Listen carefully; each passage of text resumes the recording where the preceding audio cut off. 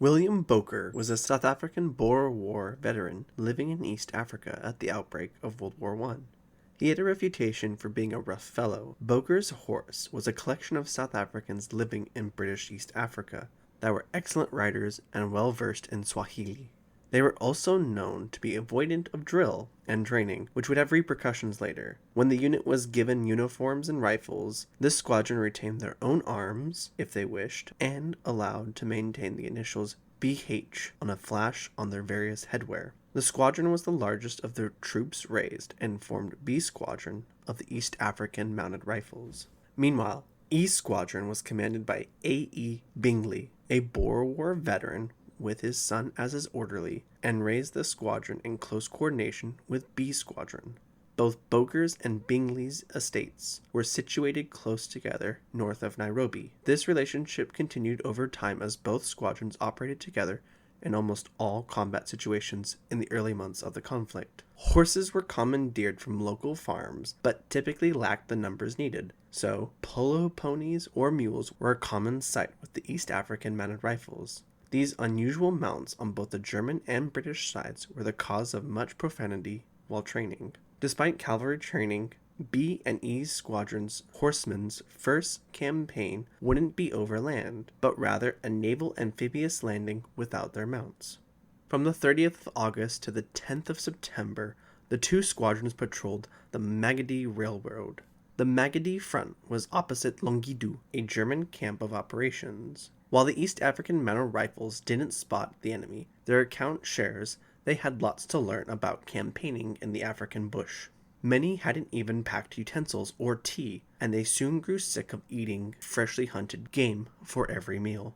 Luckily, the four other squadrons would take up the defense of the area, while B and E squadrons were to be sent to Karunengu on Lake Victoria without horses. On the 13th of September, the men stabled their steeds, shared drinks at Nazareth's bar, and at 22:30, under storm clouds, mounted train cars for Kisumu. After arriving at Kisumu, they boarded the HMS Winifred. The HMS Winifred was to sail and deploy the B and E squadrons to Karunengu to capture the retreating Germans from Kisi. After suffering terribly by the 4th King's African Rifles on the 13th of September, these German forces were retreating to Karunengu. Packed with around 95 cavalrymen, a section of police askari, and the vessel's crew packed tight on the deck, they made the trip without incident. The Winifred was just about to lower its landing craft when a pair of rifle shots came from shore. The East African Police Askari section on board responded to the rifle smoke from shore with a mad minute, and silence returned. Followed by a massive explosion from a cannon on the shore, the first rounds went long and the cavalrymen hit the deck. The Winifred began to fire on the shore.